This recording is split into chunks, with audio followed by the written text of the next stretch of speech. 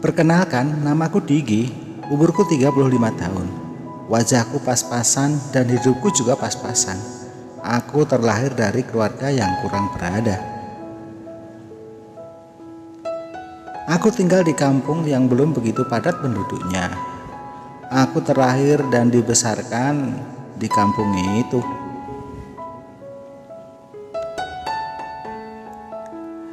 Karena terganjal masalah biaya, aku sekolah hanya tamatan SMP dan saat ini susah untuk mencari kerja. Hingga sampai aku punya istri, kerjaanku cuma serabutan. Pokoknya ada kerja apa saja aku kerjakan. Susah di pekerjaan namun mudah untuk masalah jodoh. Ya, aku sudah menikah di usia 27 tahun dengan wanita lembut bernama Lastri. Aku dan Lastri dipertemukan di acara wayang kulit di balai desa waktu itu.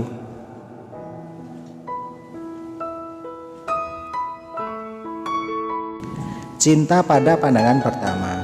Mungkin itu yang pas menggambarkan hubunganku dengan Lastri. Kami bertemu langsung jatuh cinta.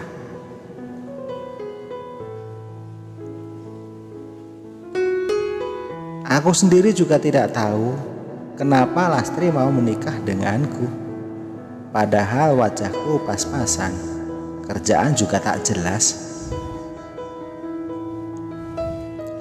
Kami layaknya manusia biasa yang pasti ada saja cobaan hidup di dunia ini. Kami mencoba mengadu nasib di kota dengan mengontrak rumah yang sangat sederhana.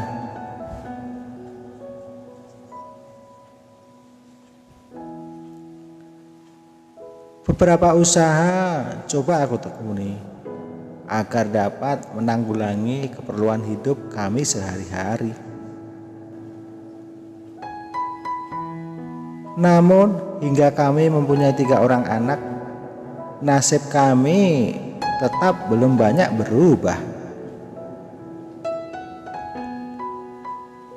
Kami masih hidup pas-pasan dan bahkan harapanku semula untuk mempertebal cintaku terhadap Lastri istriku malah justru semakin merosot saja.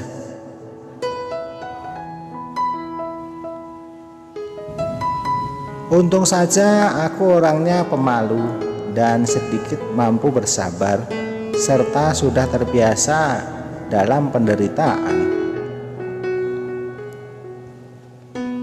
Sehingga perasaanku itu tidak pernah diketahui oleh siapapun, termasuk kedua orang tua dan saudara-saudaraku.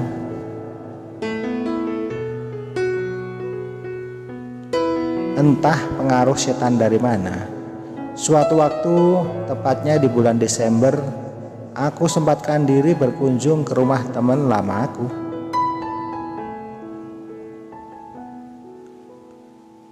Dia baru saja pulang dari Sulawesi bersama istrinya.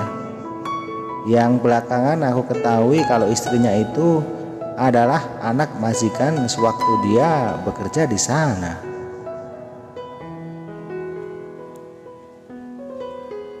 Mereka sudah menikah, namun pernikahannya bukan atas dasar saling mencintai, melainkan atas dasar jasa dan balas budi. Sekitar jam 3 sore aku sudah tiba di rumah Andi dengan naik ojek yang jaraknya sekitar 3 km dari rumah kontrakanku.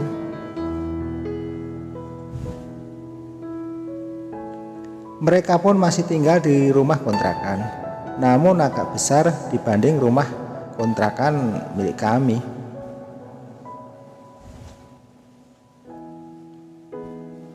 Maklum, mereka sedikit membawa modal dengan harapan membuka usaha baru di kota ini. "Permisi, ada orang di rumah ini?" sambil aku mengetuk pintunya. Namun tetap tidak ada jawaban dari dalam.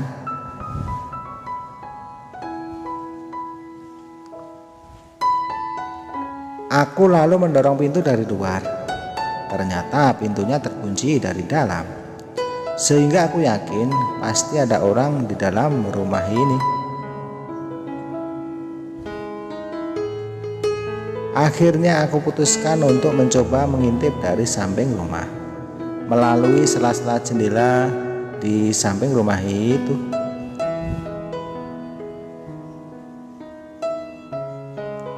Sekilas aku melihat ada kilatan cahaya dalam ruang tamu, tapi aku belum mengetahui dari mana sumber kilatan cahaya itu.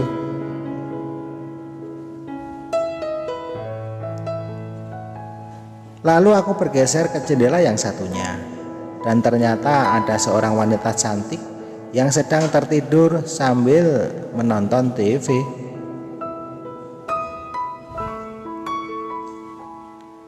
Akhirnya aku kembali ke pintu depan dan aku mencoba mengetuk pintunya kembali.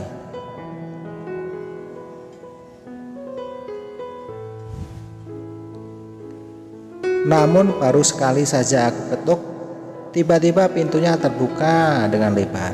Aku sedikit kaget dan rupanya itu adalah wanita yang aku lihat tadi. "Selamat siang, Mbak."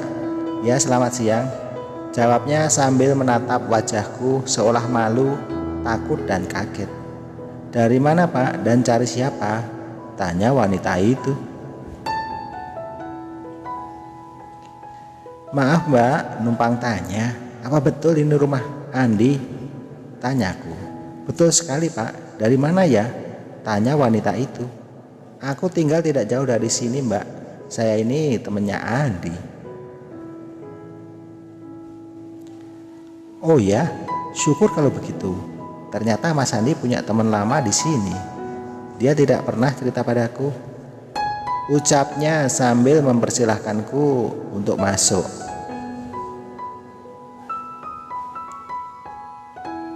"Oh ya, hampir lupa. Kemana Andi sekarang, Mbak? Kok dari tadi tidak kelihatan?" tanya aku.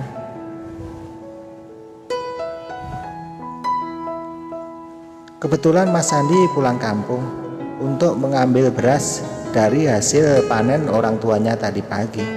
Tapi katanya dia dalam perjalanan pulang kemari," jawabnya.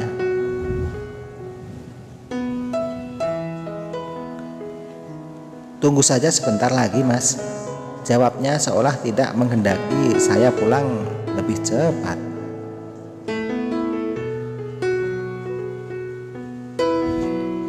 Kemudian dia membuatkanku secangkir kopi dan kue, lalu diletakkan di atas meja. Dia mempersilahkanku mencicipinya sambil tersenyum.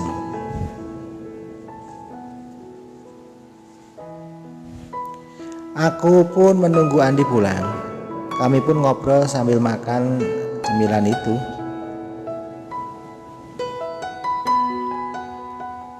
Anehnya, meskipun kami baru bertemu, namun dia seolah ingin membeberkan segala keadaan hidup yang dialami bersama suaminya selama ini.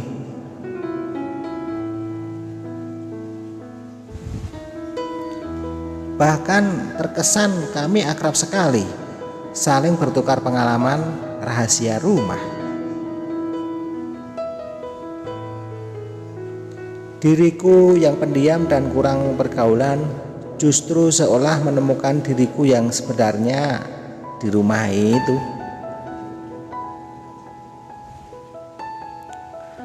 Obrolan kami seolah tidak ada batasannya dan dia coba memancingku.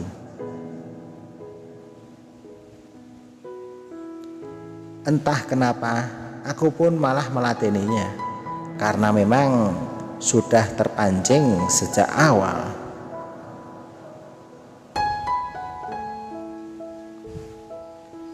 Sampai-sampai aku lupa dan tidak peduli kalau dia ini istri teman lamaku, dan kami pun melakukannya hari itu. 1 jam kemudian Andi pulang dan kami bersikap biasa saja, seolah tidak ada apa-apa. Kami mengunci rapat rahasia ini.